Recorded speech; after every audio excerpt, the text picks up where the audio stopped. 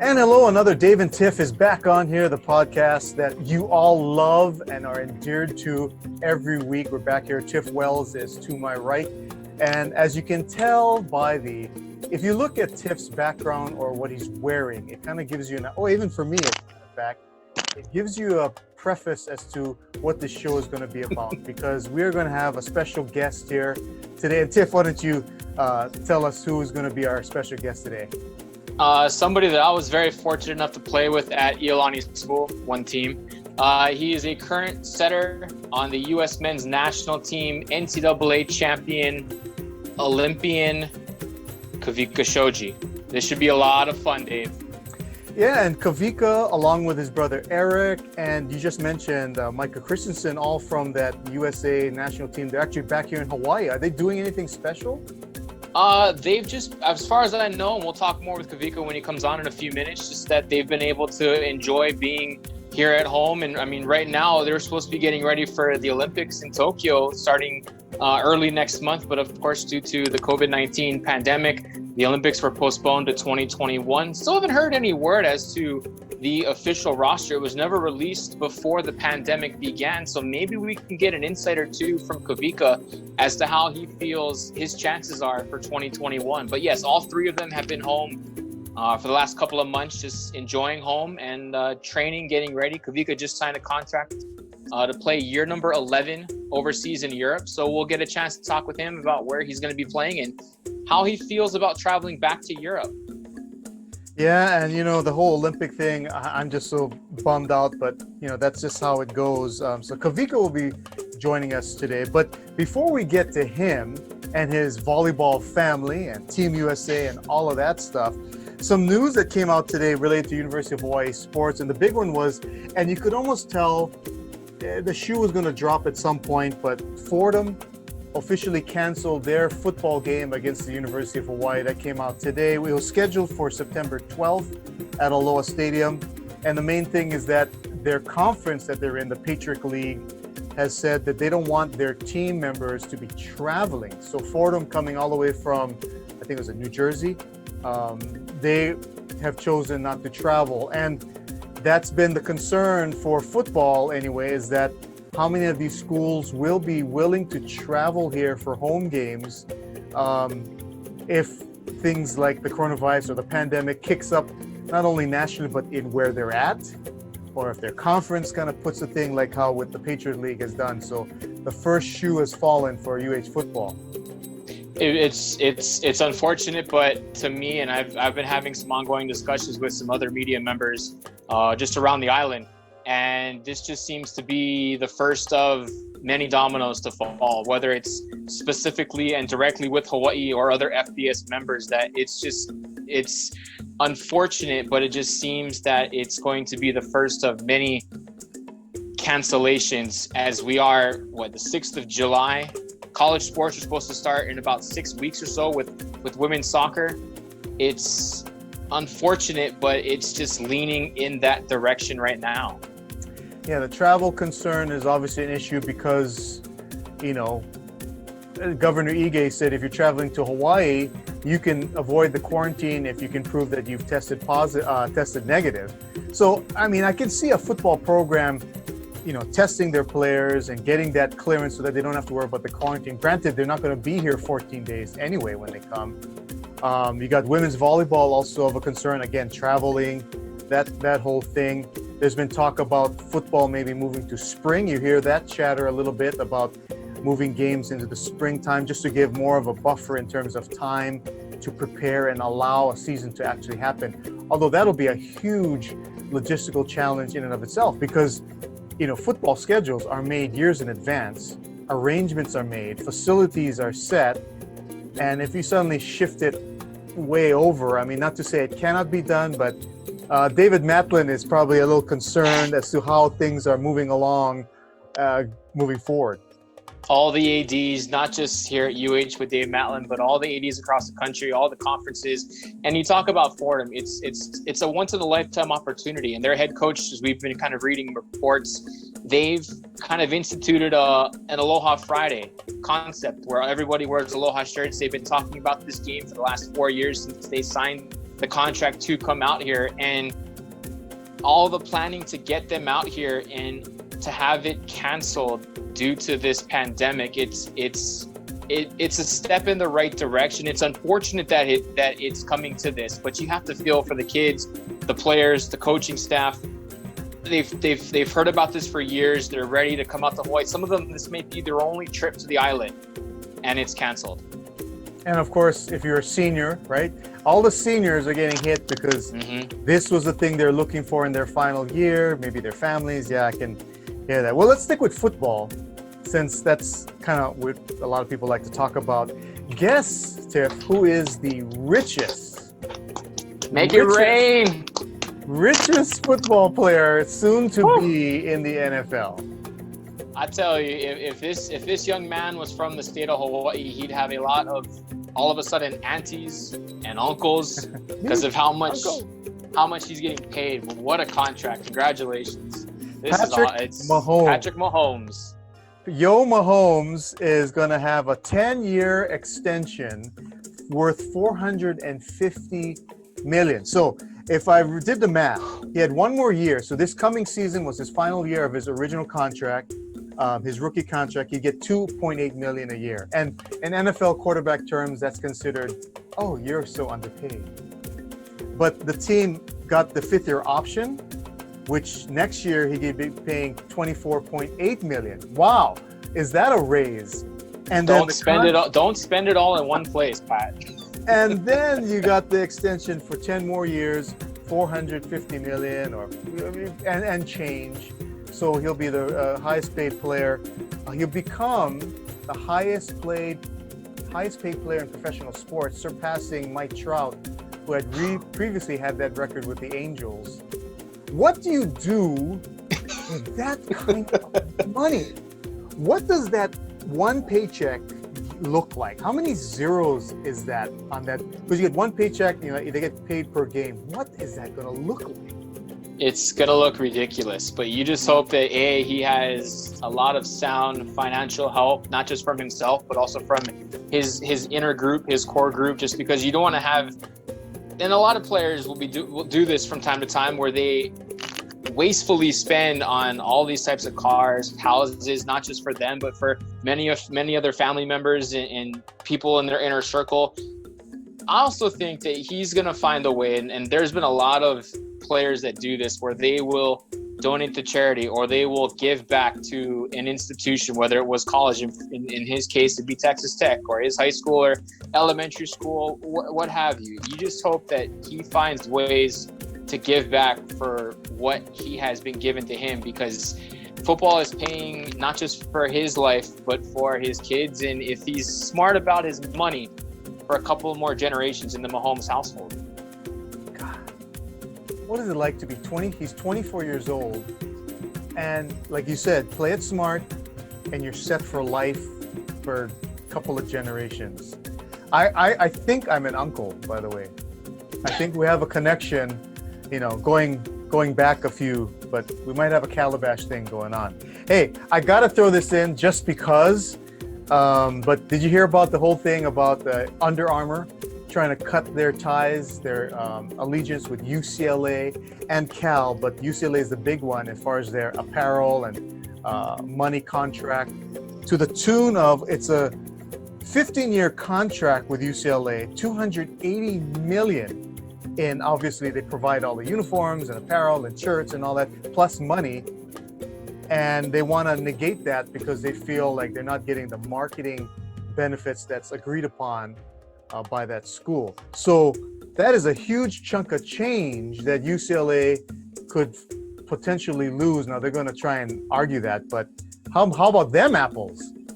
And how about this for UCLA? They just got a new AD. So the first line of his business to begin work as the AD at UCLA is, oh, by the way, now you have to structure a new contract with a new apparel, because this whole deal with Under Armour, it's crazy.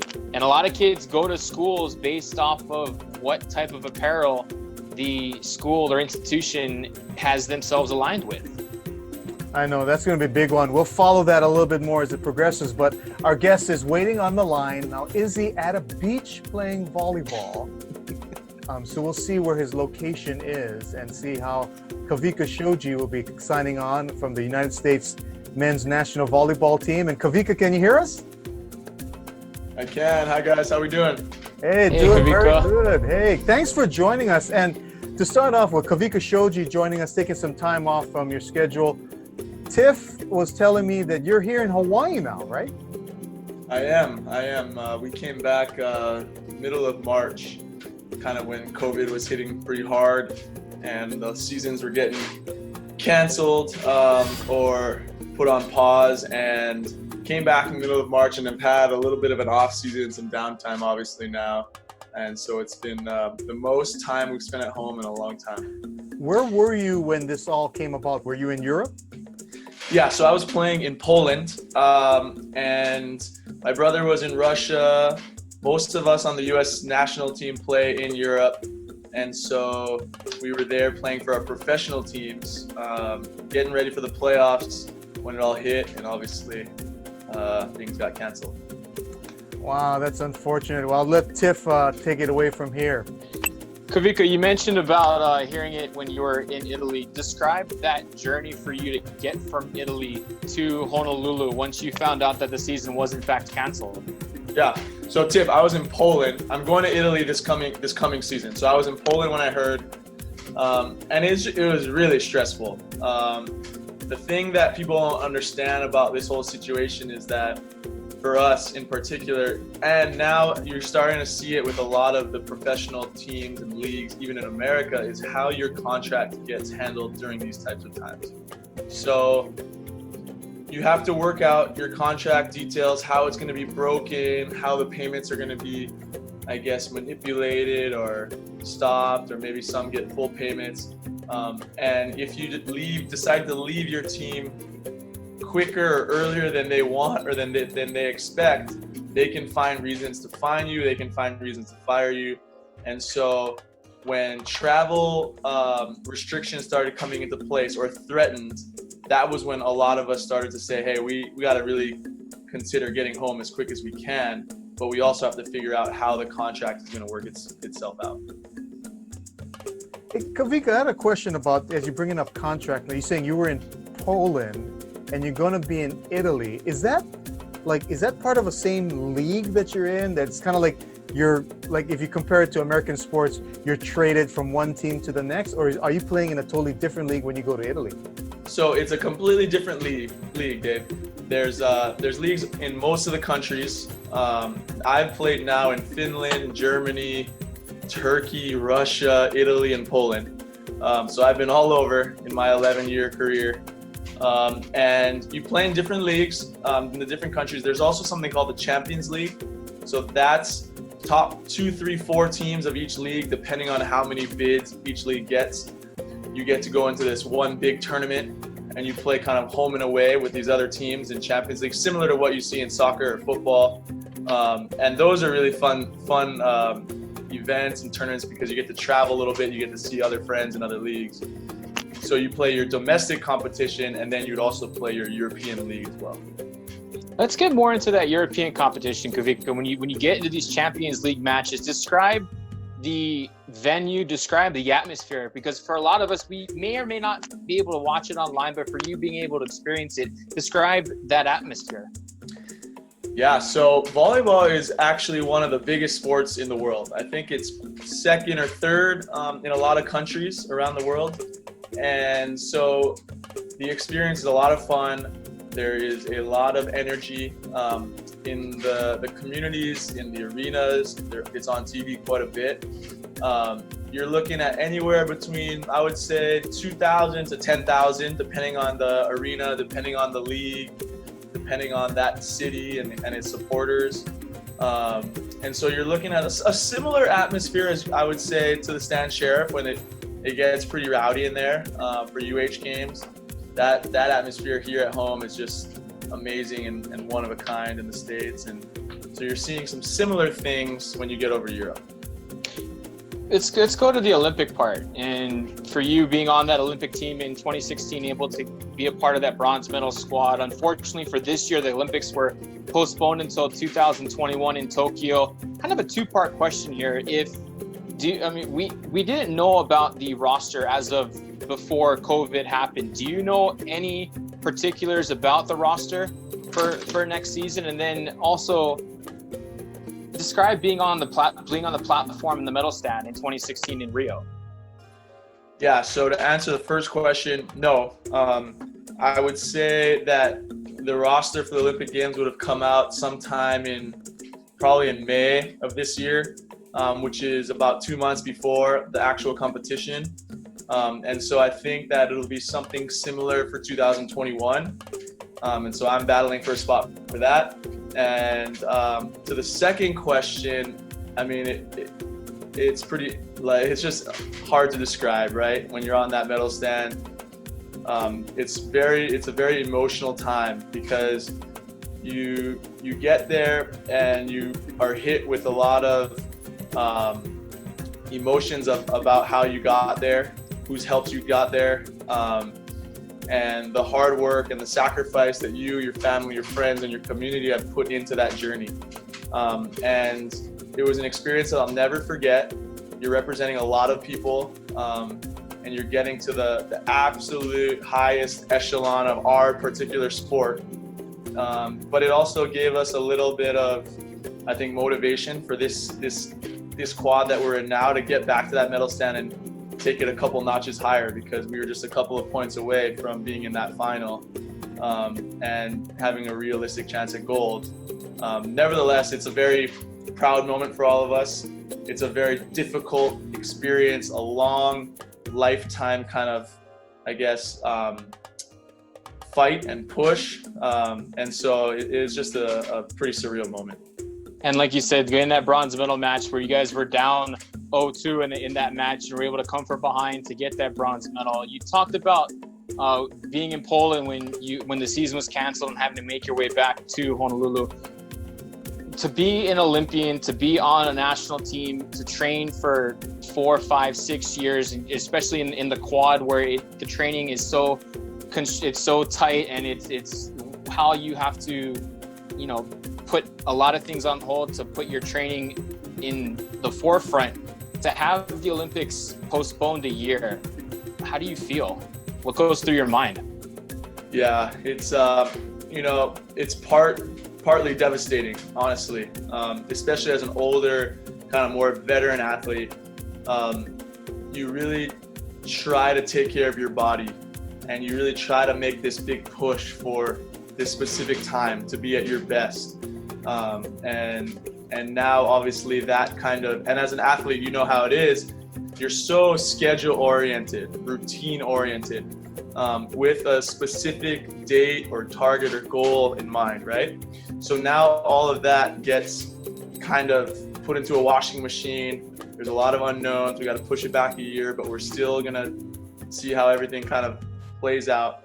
Now, the reason why I say it's partly devastating is it's devastating, but you have to have a greater perspective of what's going on in the world, right? So obviously people are sick and people are dying from what's out there. And then also so many people are being affected one way or another, especially negatively, economically. We're all kind of in this together in one way or the other, right? So it's not like only athletes are getting hit. Everyone's getting hit by it. So having that perspective and that empathy for what other people are going through as well, I think that can lessen the pain a little bit. And just know that, everyone's having to make sacrifices at this time. Hey, KAWIKA SHOJI joining us here on the Dave and Tiff podcast. As I look over that roster, and by the way, I was watching that documentary that just a little bit of, I didn't watch the whole thing, that just came out, Match Point, and It's really about the growth of men's volleyball as over the course of time, and how to really develop even further. I didn't see the whole thing, but how much of you were in that? Were you in interviews and things of that nature in that project? Yeah, I think at the end, Micah Christensen and I were featured a little bit. We had some interviews in there, and it's just cool to get involved with something like that, because obviously the sport has given us a lot of opportunities we have that opportunity in Hawaii. We have great weather. We play beach volleyball. We play indoor. Such a big part of our community and our culture here, right? So, but it's not that way throughout our country. And that's something that we care about. Being in our positions now, we want to continue to see the sport get bigger and bigger, get more popular, get more diverse. And so that was the idea with that project and getting involved. Kawika, you mentioned Micah Christensen. You and him have both been doing something unique on Instagram the last couple of months. Talk about what you guys have been doing. Yeah, so I think 2 months ago, we were just kind of brainstorming and texting because we were still social distancing quite a bit. And we were like, you know what, like, let's have fun. Let's do a little podcast type of Instagram live show. Let's get on and interact with some of the fans, give them some stories and a more in-depth, closer look into our lives and into our sport, into specific athletes within our sport, specific stories, what it's like to be, I guess, inside the ropes, you could say. And so we've been doing Aloha Fridays, just an hour episode, having fun, taking questions.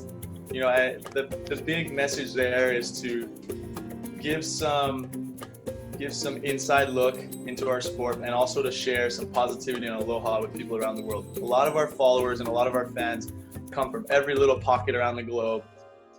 And to share some of that aloha spirit for us is really important. Well, now that you bring that up, Kawika, you got to give us a little tease, a little snippet of maybe a story that may have been brought up and on one of your Aloha Friday shows, or maybe something that might come up later. Could you give us a story? Yeah. Ooh, there's been a lot of stories. Gosh, we have so many. I think the one that comes up for me in particular was we brought it up this past show, but I was in Krakow with the team in Krakow, Poland. We were there. The reason why I came up is because it was July 4th weekend. And we had an afternoon off and we got to explore the city. So we went and we found some motorized like tricycles, a bunch of us, okay? So we rent them, we take them through the city, we're going around, we're having a great time, beautiful day. We're getting a little aggressive on them, coming down some hills, we're getting a little more confident. And there's a big river and a riverbank, and 5 or 6 of us go. I'm the last one, and I'm kind of watching to see where they're going, and I kind of lose control, right? And I kind of start sliding, hit the curb with the grass, over the handlebars, couple tumbles, road rash, my whole back, can't reach my hand over my head. Okay? Oh. Go into the video room that night. I'm trying to play it cool, covering up the road rash. And our coach goes, okay, Micah, you're going to set on Friday, and Kawika, you're going to get the start on Saturday night. And this is Wednesday. And I'm sitting in there, and I'm like, oh, I'm getting a start Saturday night, and I can't quite do this. Not looking good. Anyways, next couple of days, kind of slowly work it out. My serve, which is a strong point, struggled on Saturday. But I think because when you have a little injury, when you're a little sick, you can dial in the focus a little bit. And played well. I got the job done and ended up beating Poland in front of 15,000 on Saturday night on July 4th in 2015. And that was a quick little story for you. And on your uniform, was there just a ton of blood on the back of uniform? So right on the edge, there's a big Band-Aid. And I was trying to tell our athletic trainer, hey, cover it up. I don't want the coaches to know. So they actually didn't know until afterwards, which was good. Oh my goodness, KAWIKA SHOJI with one of the stories that don't tell anyone or don't tell any of the USA coaches about. Hey, before you go, I know you got to leave pretty soon, but I wanted to talk to you a little about this class that you facilitated for Iolani, your alma mater, over the summer, called Mastering the Game in Your Head. Now it says here you have a master's degree in sports psychology and a certification in mental performance. So how were you able to get all that done during your time playing volleyball? And tell us a little bit about doing that class. Yeah, so I'm almost done. I'll be done. This is like one of my last requirements. I'm actually using this experience as like my last internship kind of requirement. So I'm getting it done. I've been doing it for the last few years online. And then there's a few things that you have to do and get some experience with to get the actual master's and the certification. But it's something that I decided to do when I had a little bit more time overseas on my downtime. and it's something that I'm interested in learning more about. Sports psychology, performance psychology. It's a passion of mine. And I was talking with some people at Iolani, and next thing you know, they asked me, hey, we're doing a Masterclass series on a bunch of different things. Would you be interested in teaching a mental performance course? And I said, I'm home.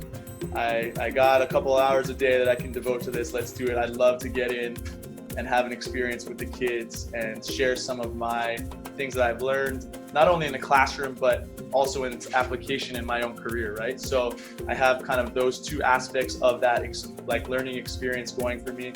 And I just love working with kids. I wanted to get involved as best as I could, and it's worked out. So I'm actually in my last week now. We had 2 sessions. The first one went great. I had a lot of fun with the kids, and I'm wrapping up the second session this week. But I've really enjoyed it, and I'm thankful to Iolani for giving me the opportunity.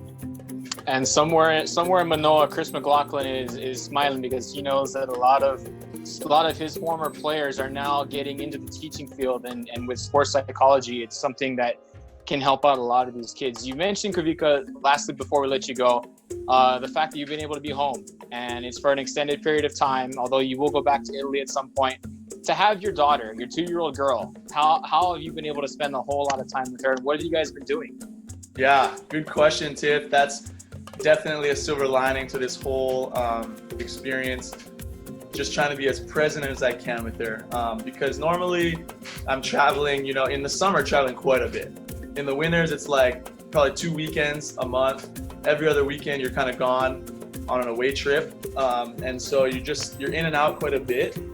And to just try to be home and as present as possible, we go to the park, we go to the beach. My in-laws live on the North Shore, so we get out there a little bit. So just doing a bunch of activities as a family, changing perspectives a little bit. And I think that can only, having that balanced life, having a good perspective inside the gym, outside of the gym, can only help us in everything that we do, right? So I've enjoyed that aspect. Thanks for asking. Hey, well, Kawika, we know you got to go. Thanks so much for taking some time. Also, good luck to you in Italy, as well as with the U.S. national team. And enjoy your time at home with your daughter. It's great to hear, and good to see you again. Thanks, Dave and Tiff. Appreciate you guys having me. Love the hat, the visor, and the shirt, Tiff, my old teammate. Thanks for having me on and following us. We really appreciate it. Thanks, Kawika. Kawika Shoji. He's the man from the U.S. national team. And it's hard to believe, Tiff, that he has been with the national program since 2011. And we failed to even mention that, he was a member of that national championship team at Stanford in 2010, 10-year anniversary for that. So what a career. Definitely in that worst of first team at Stanford. They came in 2007. Him, Spencer McLaughlin, Brad Lawson, Eric Shoji, his younger brother came in as well. But just the fact that how cool is it? 10 years later, they were able to celebrate the anniversary. And we talked a little bit about the Rio Olympics in 2016. There's only 12 players on the men's national team roster, and a quarter of them were from Hawaii, both Shoji brothers, and of course Micah Christensen, who does have the starting setter nod right over Kawika. But the two of them, they complement each other so well, and obviously, me, everybody knows me, I'm a volleyball guy first, so I was a little bummed. I was very bummed when the Olympics were postponed to 2021, just because I knew the U.S. had a great shot to be on the medal stand, like Kawika said, but also the fact that this was one of the few teams that represents our country that has so much of a footprint in their sport from this state. And so to be able to follow them throughout the Olympic quad to result in the Olympics, it'll be fun to watch if the Olympics happen next year in 2021. We will be following the Shoji brothers and Micah Christensen on that team, and who knows, maybe we can find a way to get some authentic gear, maybe to be given away on the show, courtesy of the Shojis and Micah Christensen. We never know. Hey, well, you got the inside track with that, so let's see if you can hook that up. By the way, it's amazing. You mentioned about a quarter of them on that last Olympics. I was looking over the roster. I mean, there's so many guys with Hawaii ties that have been on the roster the past maybe year or so, aside from Kawika and Eric Shoji and Micah Christensen. Micah Ma'a from Honolulu, who now plays at UCLA. Larry Tuilera, former UH Rainbow, and also from Punahou, and a former UH player, Taylor Averill, has been on the roster. So all of those guys could potentially, or at least some of them, be on that Olympic roster for next year. So good luck to them. And I remember watching, you know how I got interested in volleyball, men's volleyball specifically? Watching. Not for me. No. Well, I heard the legendary stories of the Wells on the beach and on the courts of Iolani, but that's for another show. But I was watching the 84 Olympics when the men won the gold, and then the 88, those teams led by Karch Kirai, Steve Timmons, those teams got me. I've been interested in volleyball ever since, so that's kind of one of the starts for me. And it was before you were born. Yes, it was. But like you said, those teams for me had a lot of Pepperdine flavor. That's my alma mater, and of course, the legendary Dr. Marv Dunphy was a coach on that staff. So a lot of ties directly and indirectly for me to that team. So that's been fun to watch. Hey, before we get to Tiff's Corner, I want to say here's something that I did over the weekend. I don't know if you heard, but the big promo. Do you get Disney Plus, by the way?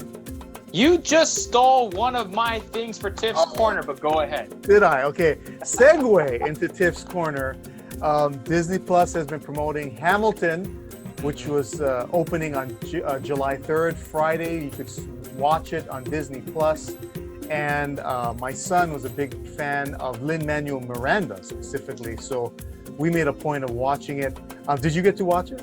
We did. Watched it all together on the 4th. Great production, great musical. If you have the chance, if you have ESPN Plus, or if you know somebody that does, take the 2+ hours to watch it. You'll be blown away. It's great. It's great. Yeah, I mean, it's so interesting to see, minorities, mainly African Americans, portraying characters that are white. A black George Washington, a black Thomas Jefferson, a Hispanic Alexander Hamilton. The hip hop, the rap music. But I don't know if you watched the TV show Bull. You ever watched that TV show? No. That's the one with Michael Weatherly. He was formerly on NCIS.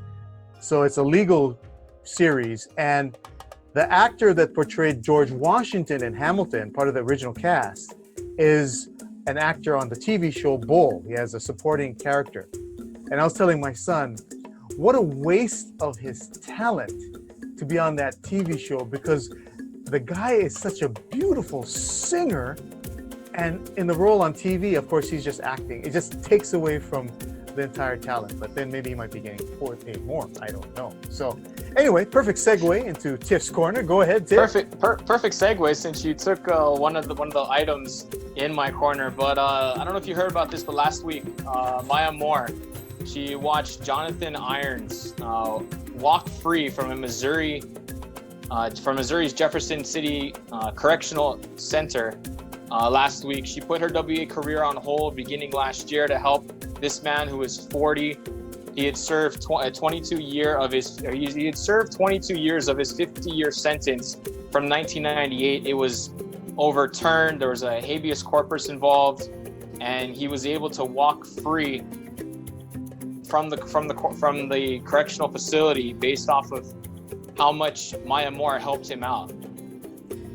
It kind of goes in line with when you think of, oh my goodness, the Arizona Cardinals football player, Pat Tillman. I mean, they give up their professional athletic life for something they really truly have a vision, belief, and passion for. And, two separate things, but the principle of it is the same. And, you got to just admire people like that. Just got to admire them. You really do. Also in my corner, I'm not sure if you were able to get on ESPNU yesterday, but they had a National Hawaii Day. So they were able to stream 7 games throughout the day involving Hawaii sports. Had the Super Regional in 2010 with Hawaii softball beating Alabama. Had many UH football games. Of course, the one last year they had in the Hawaii Bowl with BYU. The Hawaii Bowl in 2003 against Houston that infamously ended in the big brawl after the game. The 2007 season finale in the regular season against UW. Just a whole day of UH sports. How cool was that on ESPNU's part to showcase some of the great Hawaii moments that have been originally shown on the mothership and now being able to re-air it over the weekend. Did you watch the whole thing? I did not watch the whole thing, watch bits and pieces of it, but it was cool because a lot of those games, you can say you were there in the stands as a fan watching the game unfold. And you can remember when these games ended, where you were when the final play of whatever game you're watching, where you were when the game ended. Sweet. Yeah, I saw that on Twitter, National Hawaii Day. I was wondering, what? But now tune into Tiff's Corner and you can figure out what it was. There you go. There you go. And lastly, this was first reported by KHON this past Tuesday with Rob DeMello, Christian Shimabuku, and Alan Hoshida, the fact that a standout from Kapolei, Shandon Hopiau, who was promoted to the Seattle Sounders, the top club, on a homegrown contract. He's part of the roster that's in the MLS's back tournament that begins this week. Seattle begins on the 10th in their four-team group, kind of like a World Cup format with group stage, group play, as opposed to the whole 7, 8, 9 month long regular season that the league traditionally has. But it is pretty cool that another Hawaii player in the pros. We'll see how the MLS's back tournament will unfold, because earlier today, one of the teams, FC Dallas, had to cancel and pull out of the tournament based off of how many positive tests they had on their own team for COVID-19. So we'll see. You have bubbles in Orlando, other spaces in Florida with the NBA, Major League Baseball set to come back later this month, doing true home games. Hockey's going to come back in Canada in 2 different cities, in Edmonton and Toronto, based off of where teams are in their conferences. The next month, it'll be interesting for Post Sports. It will be, and congratulations to that young man as well. But as the sports start to get into gear, I'm thinking that this is a greater opportunity for players that have been, like in baseball, the minor league players, for opportunities to play. If you're in basketball, if you're on the D League, G League teams, because I'm sure with the expanded rosters they have to have in the event of players testing positive, like with FC Dallas, you need to have this bigger bank of players to be able to pull up.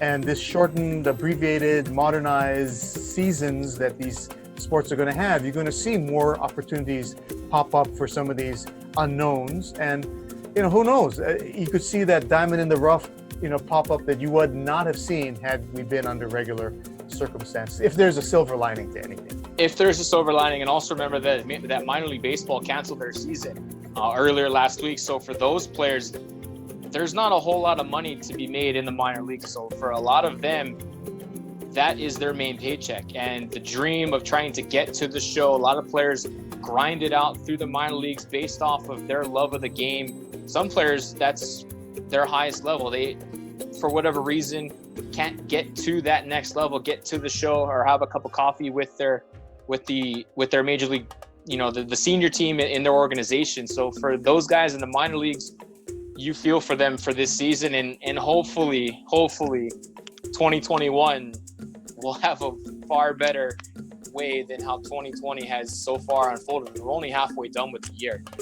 Yeah, I know. Well, more to come, as they say. So that'll wrap us up here today. But before we go, let me ask you another Hamilton question, Tiff. How much of the story of the life of Alexander Hamilton did you know prior to watching the play or the movie this past weekend? Not a whole lot, and I know not a whole lot. I know my history teachers aren't happy with my answer I just gave you, but watching the production helps to not only know, but to remember some of those things that I did learn, just couldn't remember off the top of my head. But again, if you have ESPN Plus, you have Disney Plus, get to it, watch Hamilton. It's a great production. Well, that's part of the reason why Lin-Manuel Miranda wrote the play and the musical, was that Alexander Hamilton is one of the forgotten people of, the founding fathers' story and characters. George Washington, Thomas Jefferson, James Madison, so forth and so on, but you don't know Alexander Hamilton, aside from that he's on your $10 bill. I forgot about that too. I was like, wait, I know he's on money. What bill is he? He's not the 20. Is he the 20 or the 10? But it's the 10. Did you know that? I did not, but also know one last thing before we head out. University of Hawaii with football. We mentioned about the game with Fordham being canceled. Mm-hmm. The football team returned to campus today earlier for their first workouts with Coach Graham. So you just hope that throughout the week those players have stayed in shape, one, but more so that everybody stays safe. And if there is testing, you just hope that there are 100% negative tests with this team, because you don't want to have anybody affiliated with not just the football program in general, but anybody in the athletic department or the UH staff for that matter to be a positive case. Yep, cross our fingers for them that the season will continue and go on as hopefully scheduled, aside from Fordham not being there. But good to hear athletes are back to some sense of normalcy. And thanks to KAWIKA SHOJI for coming on with us, taking some time, as he's been back in Hawaii since March, and he is spending some time with his daughter, and hopefully he will be on that Olympic roster for next year's Olympics, and we'll see him on the court again. Hopefully he doesn't ride any motorized tricycles before that. Yes, I know John Sproul and the entire coaching staff, if they do hear the story, well, they've probably heard the story, but they couldn't have been happy when KAWIKA did that. And tune into his weekly podcast with Micah Christensen called Aloha Fridays. You can catch it on Instagram. So for my partner, Tiff Wells, let me get my finger pointing the right way. No, there he is. And me, Dave. This is it for today. Till next week, Dave and Tiff signing off. Take it easy. Bye-bye.